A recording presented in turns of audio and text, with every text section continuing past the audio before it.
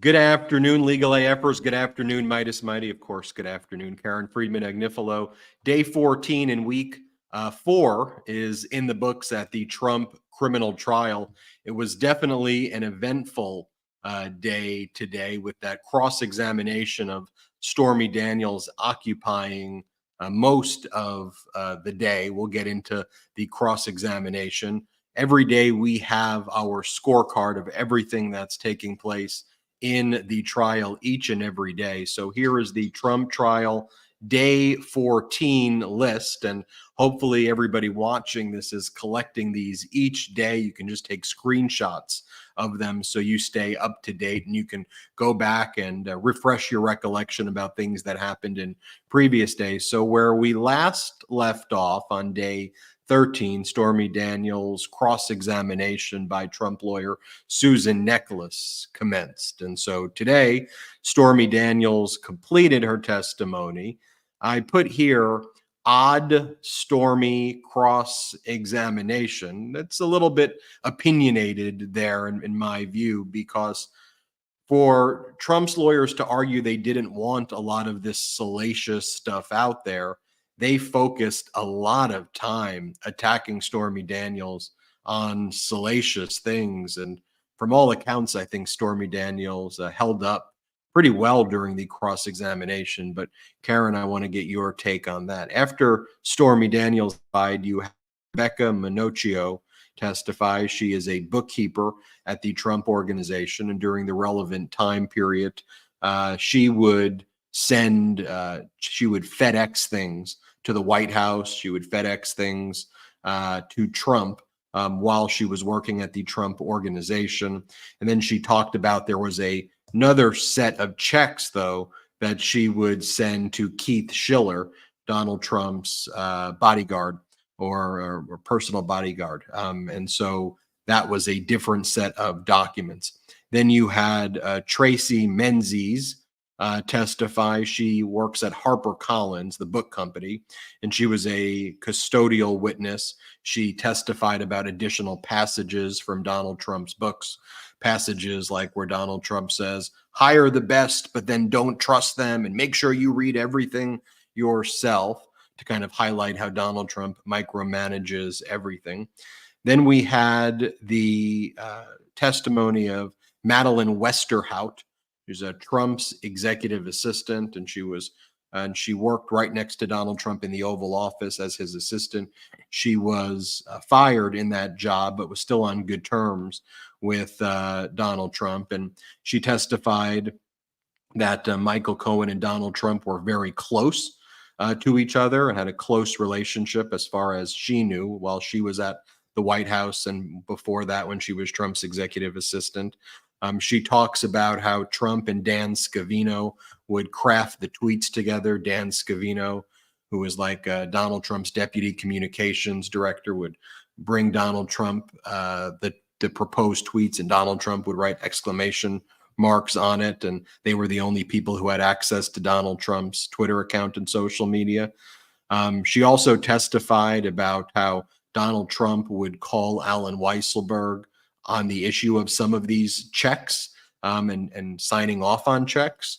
And then Hope Hicks, a text message from Hope Hicks to Madeline Westerhout was introduced into evidence.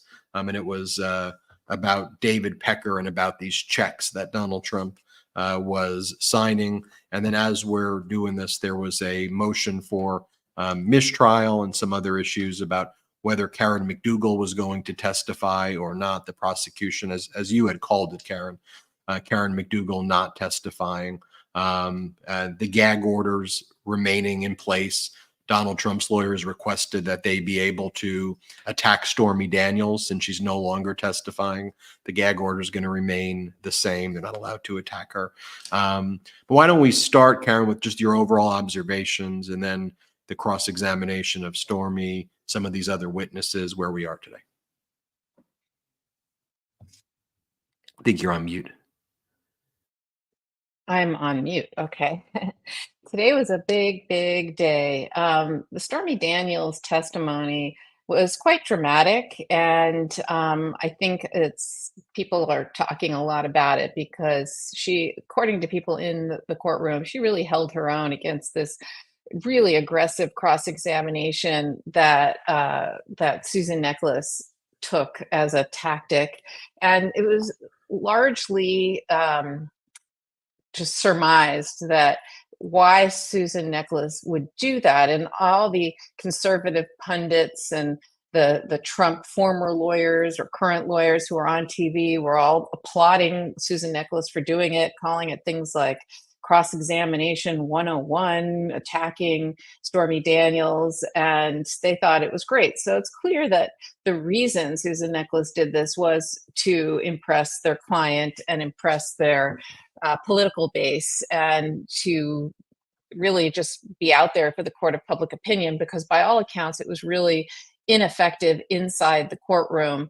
And the words that were being used by people who were in the courtroom were saying things like slut shaming, trying to make Stormy Daniels feel as if somehow the fact that she had sex in adult film movies, that somehow, how could she be upset to have sex with Donald Trump? You know, just because you did it once, why would you be upset to do it? Or even if you did it a bunch of times, you know, why would you be upset to do it with somebody else? You can't possibly be horrified or feel threatened or not want to have sex with someone who is the age of your father, who just said you remind him of your daughter. So, you know, it's just, the tactic was bizarre, and Susan Nicholas is a great lawyer, so it was surprising that she would do these things. She did a couple of really good things, though. She talked about some of the inconsistencies in her testimony from tweets that she wrote. You know, she said at one point we had dinner, and then she said, well, we didn't have dinner, it was dinner time. I mean, if that's the best you have in terms of inconsistencies, good luck. According to everybody, Stormy Daniels held her own. She's apparently very intelligent, very, you know, just a smart person, and somebody who's, you know, she's like a street fighter, and she's tough, and she's a hustler. They also were talking about, it was ironic, I guess, and not lost on anybody, that the cross-examination was about how she's selling things basically, you know, off of her. She's like, yeah, I'm selling my story. Like, oh, isn't there a candle, you know, like I can't remember what it was called, but some kind of a, you know, candle involving this scandal. And it was kind of like, oh, that's ironic. You know, you're upset with me, who's trying to make a living selling things, selling my story, selling books, etc., selling candles. And Donald Trump, meanwhile, sells sneakers and Bibles and, you know, NFTs and all the other stuff that he sells. So it was sort of an ironic cross-examination. And she had an answer. You know, she fought back and would say, basically, yeah, I did it because he did it.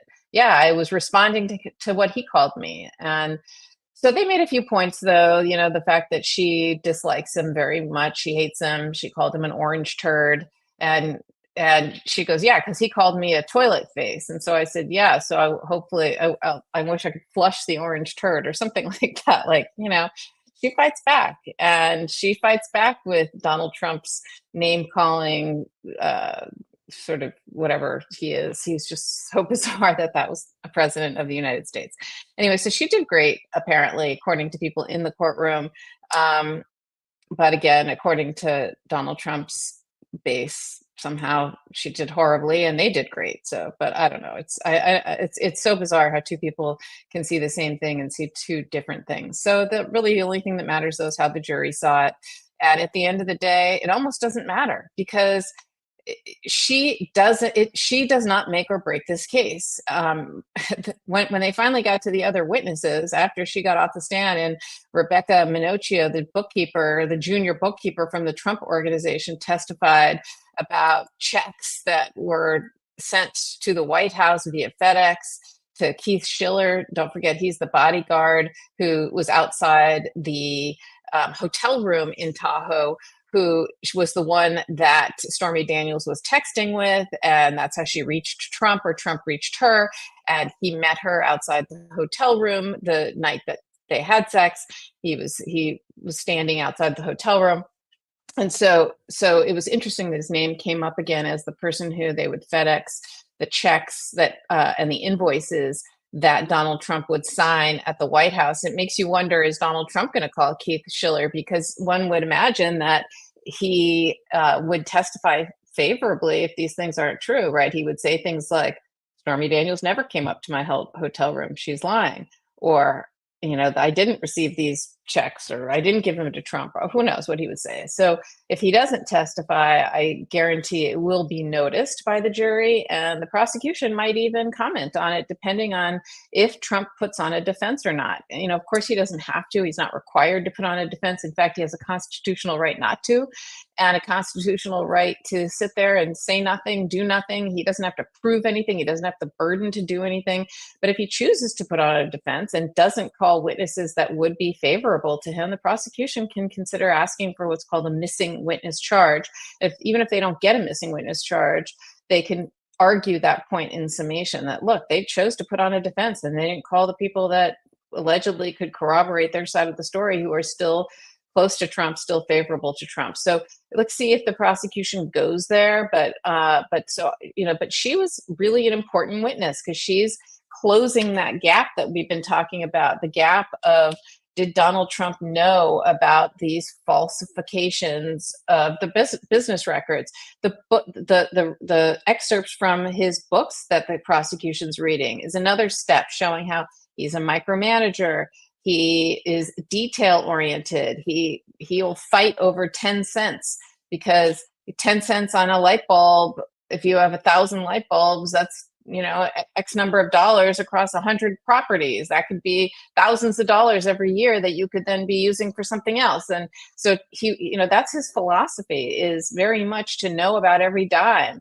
His philosophy is to trust nobody and to value loyalty, and all of that stuff, in his own words, was coming out today. And it makes it less and less credible to think that he wouldn't have looked at the invoices that Rebecca Minocchio today talked about sending over to Donald Trump at the White House, with the checks attached for him to sign, that Michael Cohen is going to testify about. It's becoming less and less likely that did not happen, and that Trump did not look at them and notice that, oh yeah, the payment was $130,000, which again, the prosecution established today at some point, that Donald Trump knew that through that civil filing that happened in, I think it was 2018. There was a civil case where Donald Trump, this is the case with Stormy Daniels, where she owes him like $500,000 because there was a defamation case. One of the things that they did, Donald Trump and Michael Cohen put in an affirmation saying, yeah, that Donald Trump paid Michael Cohen back the $130,000, and they established that today too. That came out. So he knew about the $130,000. He knew that's what the payment was. And here they're showing that they brought these invoices and checks over to him. And so to think that he wasn't looking at it over the course of 12 months, that it was triple the number, that at least at a minimum, the prosecution has proven that he was helping Michael Cohen commit tax fraud. That is right there. That's the crime. It doesn't have to be, don't forget, to bump up the falsification of business records. It has to be in furtherance of, or to conceal or commit or aid another crime. It doesn't have to be the election crimes. They also said tax crimes. That, I think, is getting harder and harder and harder for Donald Trump to say, for them to be able to argue and the jury to believe that he didn't know beyond a reasonable doubt. The election stuff, whatever. But this, I think we're going to see is definitely becoming more clear. So the testimony today was pretty powerful with Rebecca Minocchio, and then Madeline Westerhout was incredibly important as well. She was the executive assistant that sat right outside of his office. She had left the Trump organization because I guess she was at a dinner and she said too much about his family that she wasn't supposed to say. I can't really tell what it was. She broke down in tears. She's sorry. She, was very fond of Donald Trump, still loved working there.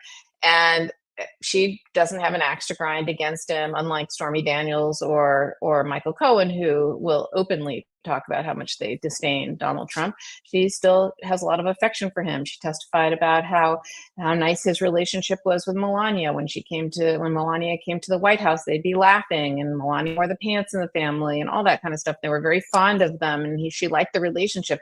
That gives her credibility. So anything she says that's incriminating to Donald Trump in any way, people will say, well, it must be true, because she has no reason to say, anything about, like, she wants to help him, not hurt him. So these things must be true. And she talked about how he was very detail oriented and always look at the checks and sign the checks. She also talked about Trump's schedule, and they put in a scheduling, I can't remember if it was an email or calendar entry of Michael Cohen coming in February of 2017. And that's one little, coming to the White House to meet with Trump. It's one little point, but it's another point that's going to corroborate something that Michael Cohen, I anticipate, is going to testify to, because what the prosecution is trying to do meticulously is not only prove every element of these crimes, but also to corroborate Michael Cohen in detail. So they just, every day, this is just like a master class in how to build a case piece by piece, brick by brick.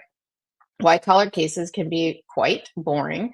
And so the prosecution's done an excellent job at interspersing these really colorful witnesses and exciting witnesses that you couldn't possibly be bored. People like Pecker, people like Stormy. I'm sure Michael Cohen is going to be one that you could stay awake for, to say the least. And so they're doing a very good job at interspersing that to keep the jury's attention, but not lose them with the boring kind of books and records and documents, but at the same time, not also just to just keep their eye on the ball and keep proving the case. But these book excerpts that they keep putting in of Donald Trump's own words are just crushing. I mean, it's absolutely critical to their case. I heard from people in the courtroom, though, that the best 5 minutes so far for Trump's defense, they said, was Madeline Westerhout. And I heard this from a few people, that the jury seemed engaged by Madeline Westerhout and saying that Donald Trump loves Melania and Donald Trump cares about his family, and that a lot of the jurors were at least engaged in watching her make comments like that, and how when she was being examined, she said things like, that she was glad that Donald Trump had forgiven her, just a bunch of kind of stuff like that. And I'm just reporting on what people have told me, who were in the courtroom, who also don't have any axe to grind, who were just observers, who we have multiple people in the courtroom. I don't want to read into it, too much, but do you make anything of that? Have you heard anything, differently? Is something like that, okay, so what? I mean, it establishes actually credibility for the crimes, or, it's been so brutal to Donald Trump that if that's the best 5 minutes, that's a big problem for the defense right now. If that's what they can say is the best 5 minutes, is somebody who still, wants to work for him, saying nice things. What do you make of that? Look, it's neither here nor there. I mean, I think it actually helps the prosecution on balance, because they put her on for a few small pieces of information. And the fact that she has these feelings towards him of affection, I'm not trying to make it weird. I mean, she likes him, she likes him and likes his family. I think I think it's helpful for both sides. I think it just kind of makes her credible on both sides. And look, I think the defense is doing a good job at establishing what they need to establish, which is that Donald Trump isn't. One of the things she said was one of the things, and I think one of the reasons the sources inside the courtroom would say that, is one of the things Madeline Westerhout said was that she feels that Donald Trump is, I think, misunderstood and unfairly targeted and unfairly attacked. And that's part of their defense, that this is a witch hunt, that this is a political persecution. So perhaps that's what they were referring to. I'm not sure. So, look, both sides got something out of her, and that's the case with all the witnesses. That's what cross-examination's for and direct is for. And at the end of the day, not, and I've always said this to people when I was a prosecutor and we were evaluating cases, it's very rare that you have someone who's all bad or all good. Most people are complicated, and most defendants, aren't all bad, and they're not all evil. They're not even necessarily mostly bad. Sometimes, you shouldn't be judged by what you did on your worst day. And you're seeing some of that with Donald Trump. He has some redeeming qualities, and there are people, his employee, one of the summation points I'm sure you're going to hear is his employees stay with him for decades. All of his employees. I was struck by that there's a certain loyalty that he garners, and it's interesting because he also says he trusts no one, right? He doesn't trust anybody, but yet he demands this loyalty, and somehow they give it to him, and they stay with him for 30 years, 40 years, 50 years. And these are all long time employees that are with him. And so that's part of their defense, I suppose. Yeah, look, I think it's important that when you and I do this analysis, we lay out the points that both sides are making. I think on balance, we both still feel right now that the prosecution's made more points. I'd love to hear from you, as we're going to get a ruling soon on the mistrial motion that was filed by Trump's lawyer. This is the second time they brought a mistrial motion. We'll talk about that in a little bit. They're saying that Stormy Daniels' testimony was too salacious and focused attention too much on the sex stuff. But as we mentioned earlier, on cross-exam, Donald Trump's lawyers tried to say consistently that the sex never happened, that this was all made up. And as we're reporting live right now, the prosecutors are saying exactly what you said this morning, Karen. Y'all opened the door to this when you made a central part of your defense that Stormy Daniels made this all up. So you have to have some corroborating details here. I think we both think that this mistrial motion is going to be denied again, but we will report back as soon as we hear that. But Karen, if you're the prosecution team right now, you've got through Stormy Daniels, you got through all of these witnesses. You were the number 2 at that office. You were the number 2 at the district attorney's office. You worked there for nearly 30 years. You served at some points as the acting district attorney in Manhattan. Tell us, how would you be feeling right now, as you got through Stormy Daniels, as you're on day 14, as you're on Thursday, you're in week 4.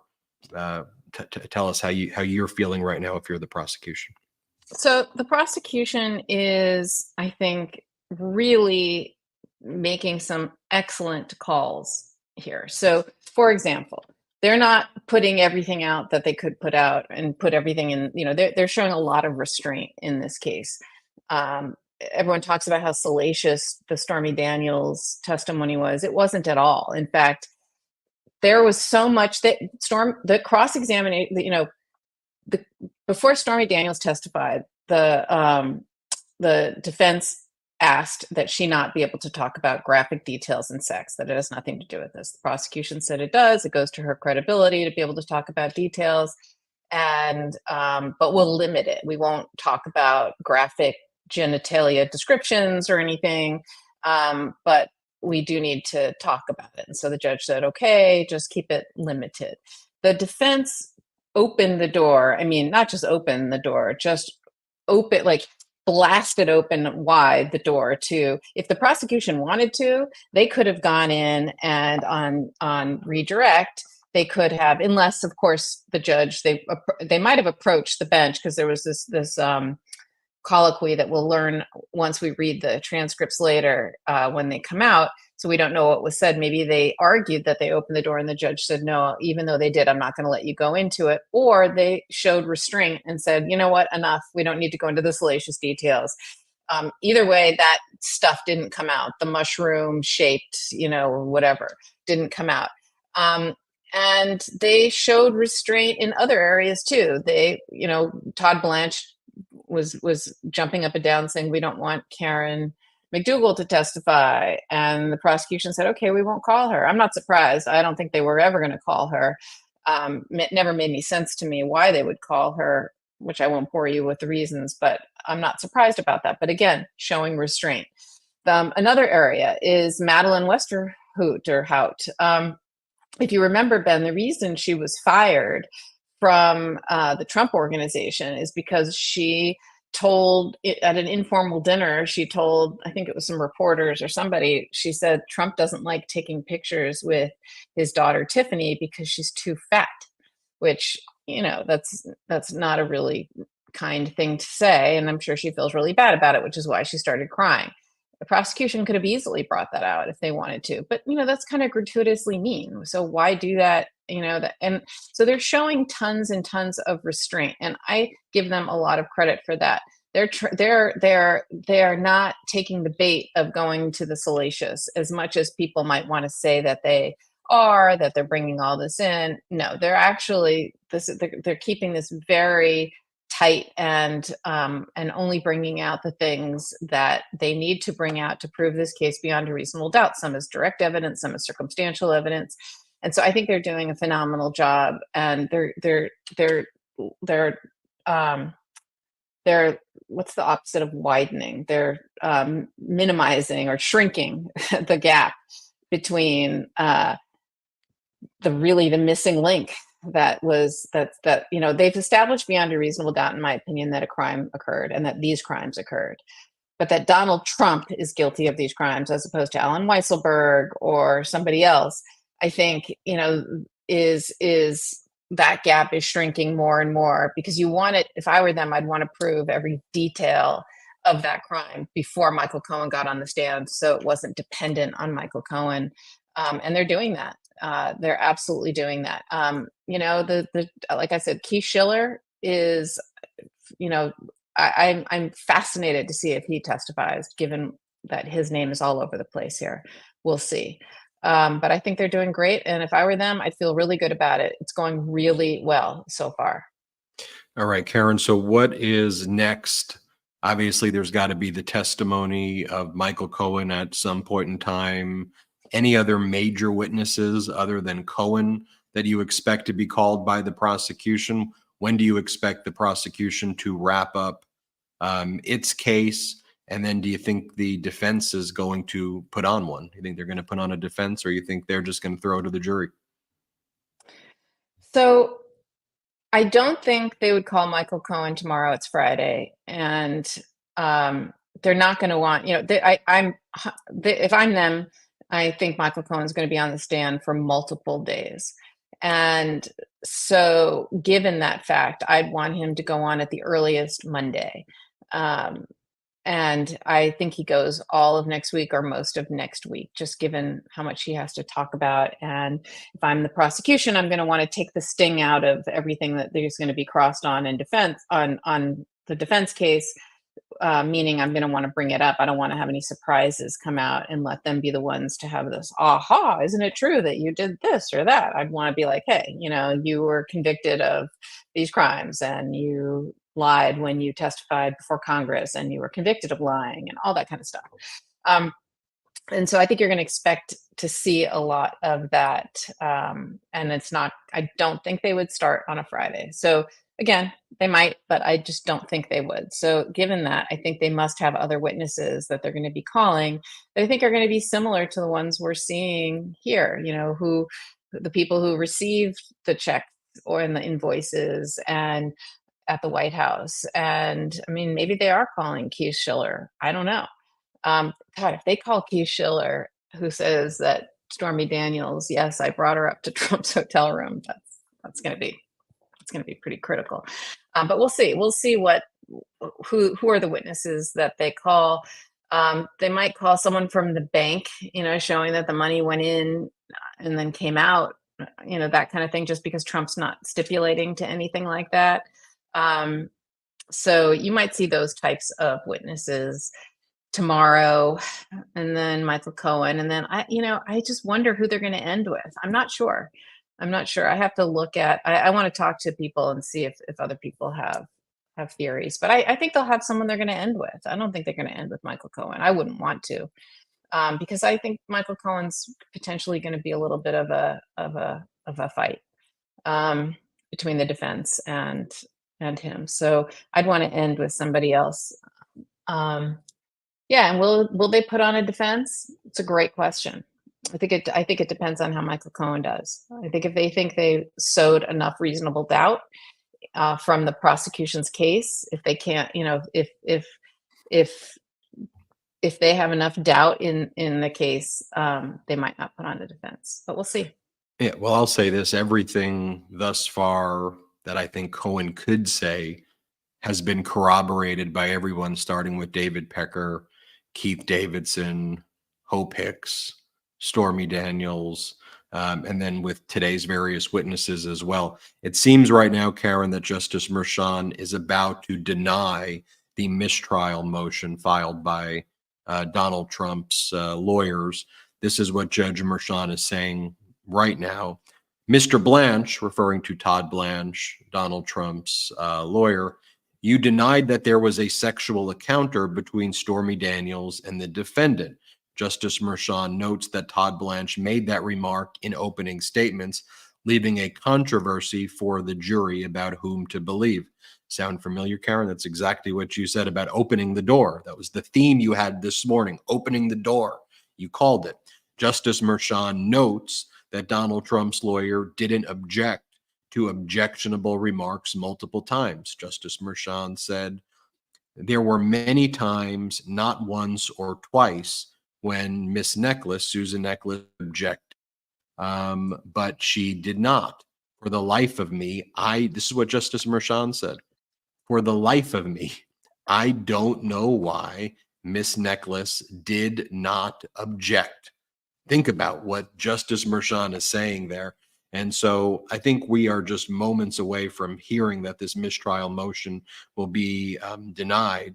And then we're going to go to Political Beatdown that I co-host with Michael Cohen. Again, Michael Cohen's not going to be able to talk about any of the matters relating to the case. He's not talking about that. He's self-imposed that. It's not like he's subject to a gag order. He's just not going to be talking about that. But I do want to ask Michael Cohen how he's doing. I think it's safe to say, Karen, as we conclude, that this mistrial motion is going to be denied. I don't want to get ahead of myself, but that's obviously where it's going. I got to start Political Beatdown right now, but you and I will be covering this in the morning as well, and we'll give everybody an update of everything from there. But Karen, thanks for leading the coverage here at the Midas Touch Network of the Trump criminal trial. Thank you, everybody, for watching, making the Midas Touch Network and Legal AF the #1 most watched destination for Trump criminal trial coverage in the United States. In fact, the Midas Touch Network YouTube channel is the #1 YouTube channel by engagement in the United States across all categories. More people have watched this than Apple after their product release, the NBA, Vogue, and others that are on the list. And that's thanks to you leading this coverage, Karen Friedman Agnifilo. So thank you so much. And it's thanks to the community here of the Legal AFers. I was stalling for a reason. The mistrial motion is officially denied. Denied. Karen Friedman Agnifilo, thank you so much. I'm moving over to start Political Beatdown with Michael Cohen. Have a good one, everybody. Love this video? Make sure you stay up to date on the latest breaking news and all things Midas by signing up to the Midas Touch newsletter at MidasTouch.com/newsletter.